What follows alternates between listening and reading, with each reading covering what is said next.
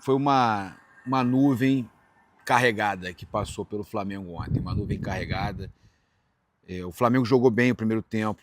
Eu não quero ficar aqui tentando encontrar, fazer caça às bruxas. Porque o Pedro perdeu muito gol, é por isso que ele não vai para a Copa. Não, não tem nada a ver. Não vou fazer caça às bruxas aqui. Eu acho que o Pedro perdeu muito gol, acho que o Carrascal perdeu um gol inacreditável. Eu acho que o Ayrton Lucas não deveria ter dado aquela letra no ataque, que gerou o contra-ataque do gol, que faz toda a diferença. Um ponto nesse campeonato disputado faz toda a diferença. É uma derrota depois de vários jogos, 7 jogos invicto, né? Cara, inacreditável.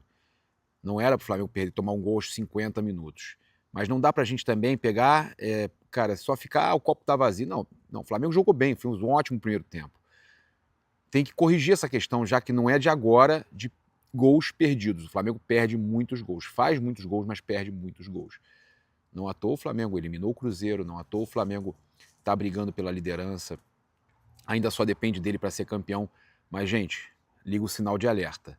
E eu acho muito importante a declaração do Samuel Lino, né? A declaração dele falando que perdeu, o Flamengo perdeu, não foi por nenhum outro motivo. E não foi. Não teve arbitragem, não teve nada de errado no campo, gramado, não foi nada disso.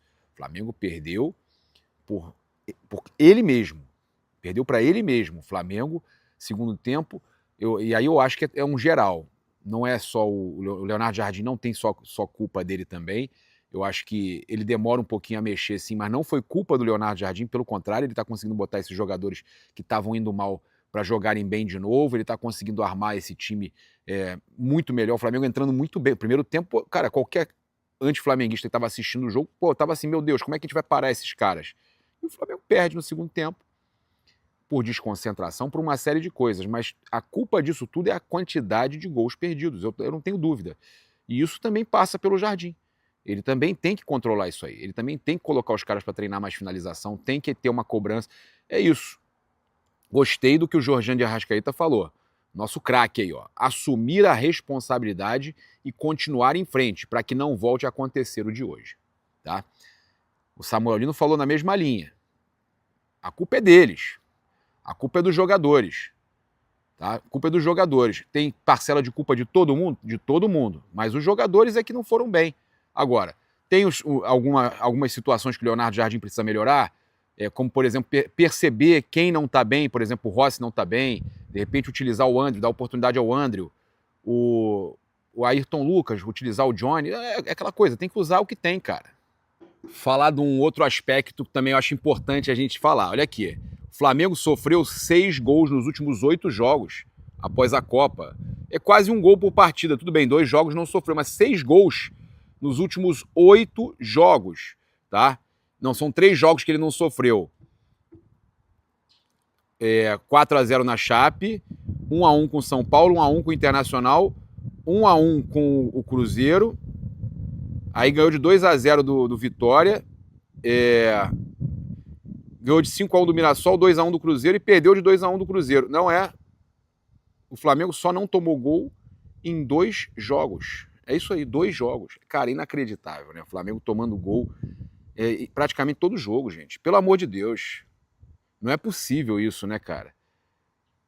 Eu vou dizer uma coisa aqui, que é uma realidade. O Léo Ortiz é muito bom zagueiro, excelente zagueiro. Mas o Flamengo sente muito a ausência do Léo Pereira, hein? O Flamengo sente demais a ausência do Léo Pereira. Você pode ter certeza que quando o Léo Pereira tá mal, sai gol. Léo Pereira não tá em campo, sai gol. O Flamengo é hoje dependente da sua dupla de zaga titular, que é Léo Pereira e Léo Ortiz. Não tô falando mal de nenhum outro, de Vitão, de Danilo. Não tô falando mal. Tô falando que hoje a zaga que passa a segurança total e que o Flamengo toma menos gols é com Léo Pereira e Léo Ortiz, os dois bem fisicamente. Tá? Esse é um problema. Léo Pereira estava muito cansado, não viajou. E o cansaço também foi citado pelo Samuel Lino. Eu até entendo que seja realmente, tá, uma situação que fez parte dessa derrota do Flamengo. Cansaço, a forma que o Flamengo volta para o segundo tempo. O Leonardo Jardim, ele falou o seguinte, olha só. Essa foi a história do jogo. Entramos bem, criamos as situações e poderíamos ter feito outro gol. Não conseguimos ter a bola na segunda etapa. Cansaço é normal. Permitimos o adversário crescer ao jogar em casa. Essa é uma situação, Mone, essa é uma situação que a gente precisa também levar em consideração, mas o que me preocupa é a questão da zaga. Quando você não tem o Léo Pereira, né, em todo jogo praticamente tomando gol, isso me preocupa demais. E a gente teve aí uma notícia trazida pelo Gilmar Ferreira, né, do Extra, ele está no Extra, Veículo Globo. Ele trouxe uma notícia, e eu não estou aqui desmentindo o mensageiro, não estou desmentindo o jornalista Gilmar Ferreira. Eu estou trazendo a versão de fonte ligada à diretoria do Flamengo. Ele deve ter recebido essa informação do Vasco, e deve ser agora, né, ou de fonte ligada ao Vasco, no caso, deve ser agora interessante para eles soltar notícias que o torcedor do Flamengo pudesse ficar chateado ainda mais com a diretoria, com tudo que está acontecendo, né? Porque o Flamengo não contratou, agora nessa janela foram os maiores gastos de contratação na temporada são do Flamengo, do Paquetá, que foi muito bem na Libertadores e ajudou a classificar o Flamengo, do Samuel Lino, que vive um grande momento, apesar do gol ontem, do drible, independente, vive um grande momento, decidiu classificação também, o Royal, que vive um grande momento, não atuou ontem, o Danilo, né, que fez o gol da Libertadores, o Jorginho, que hoje vive seu grande momento, para mim o prime do Jorginho está jogando demais. Então o Flamengo contratou recentemente muita gente, tem o André, que não teve oportunidade ainda para valer, e o Rossi eu acho que não vive um bom momento, era momento de dar oportunidade ao André. Então o Flamengo, ele tem, né, ele tem aí feito grandes contratações e pode melhorar ainda mais. Gostei muito da fala do Leonardo Jardim de dizer que não vai falar sobre mercado. Até a gente tem curiosidade, mas não vai falar sobre mercado de novo porque parece que está desvalorizando os nossos. E é uma realidade. É uma realidade, né? Desvaloriza os que estão lá. O Flamengo precisa contratar algumas posições ainda? Precisa, eu analiso que sim, precisa. Ainda assim é o maior elenco do Brasil, é o elenco mais forte do Brasil. Mas tem que fazer jus a esse elenco. O elenco, ontem, os jogadores, eles próprios dizendo que a culpa foi deles, cara. A culpa foi deles. Agora quero convidar você mais uma vez a se inscrever no canal, acionar a notificação do sininho, deixar aquele likezão maroto no vídeo, né? Eu já vou convidar você a fazer tudo isso, compartilhar e tudo mais, e vou deixar com vocês aqui nossa cobertura. Chegada do Flamengo, entrevista do Samuel Lino na Zona Mista, todas essas falas do Leonardo Jardim que a gente estava comentando aqui, você vai acompanhar tudo aqui agora no canal Paparazzo Rubro Negro. Tamo junto! Essa foi a história do jogo, acho que entramos muito bem no jogo, criamos várias situações, podíamos ter feito mais do que um gol.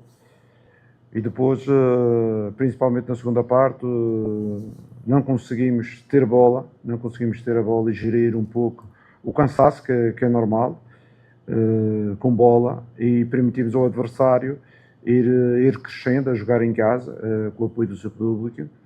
Acabamos por sofrer o gol do empate, numa situação muito similar àquilo que tinha acontecido aqui para a Libertadores.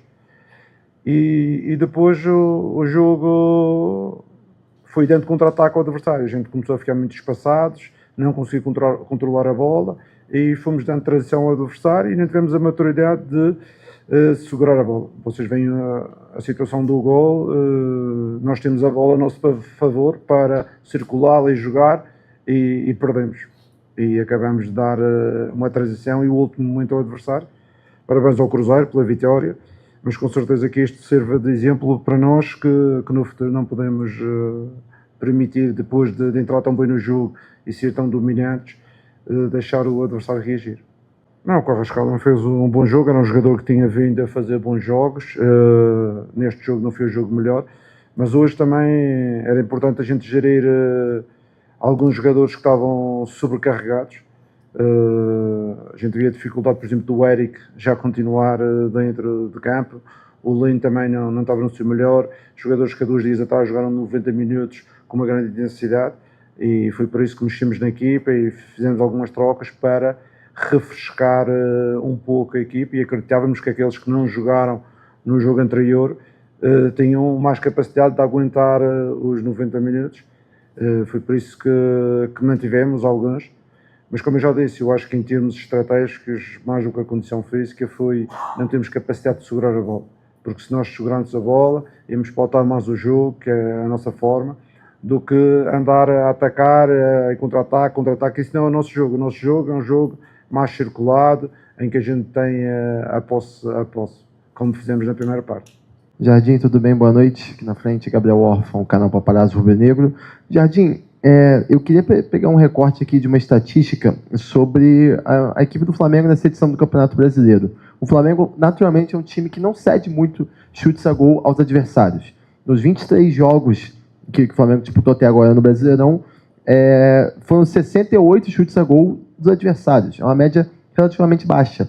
Mas foram 21 gols sofridos do Flamengo, ou seja, tem uma média aí de 3,2 chutes a gol para o Flamengo sofrer um gol. Ou seja, o time chuta pouco, mas quando chuta, na média aqui pelo menos, acaba fazendo gol. Eu queria tentar entender como você enxerga isso, se você enxerga talvez que possa ser um ponto da defesa, um ponto do goleiro, talvez, que hoje a gente teve um gol muito parecido com o jogo aqui no Mineirão, na Libertadores, né, o gol do Arroio. Queria que você falasse um pouco sobre essa estatística e como você enxerga esse número de gols sofridos do Flamengo. Obrigado.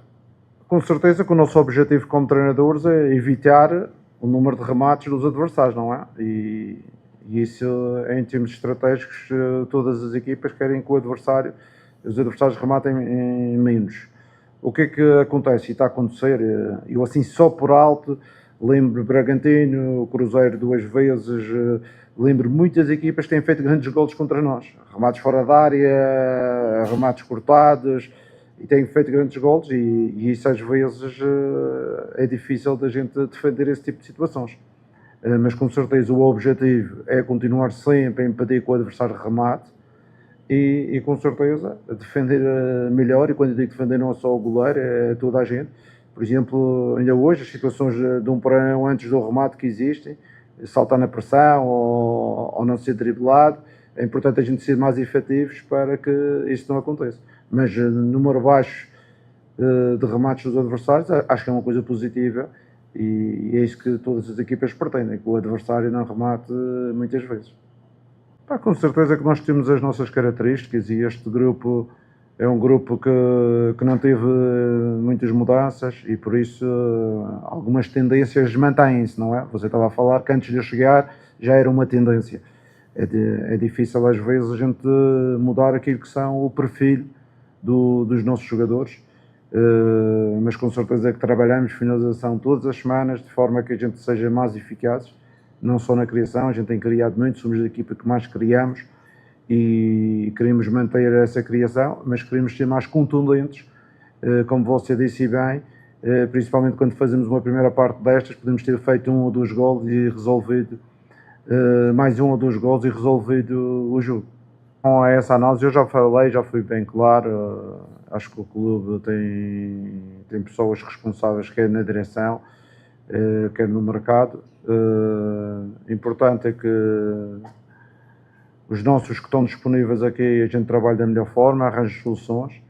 Eu já disse isto há algum tempo atrás, às vezes falta o Arrascaeta, fez o Lino por dentro, falta um avançado, faz o BH por dentro, a gente tem gerido da forma que eles estão cá, porque eu nem vou falar de mercado, porque isso, quando se fala de mercado, ainda por cima no Flamengo, parece que a gente desvaloriza os nossos, não, e os nossos são a base do sucesso da equipa dos últimos anos, e com certeza que vai ser a base do futuro, não só deste ano e dos próximos anos também do clube. As pessoas responsáveis estão a olhar, conhecem o cenário geral e com certeza vão tomar as melhores decisões.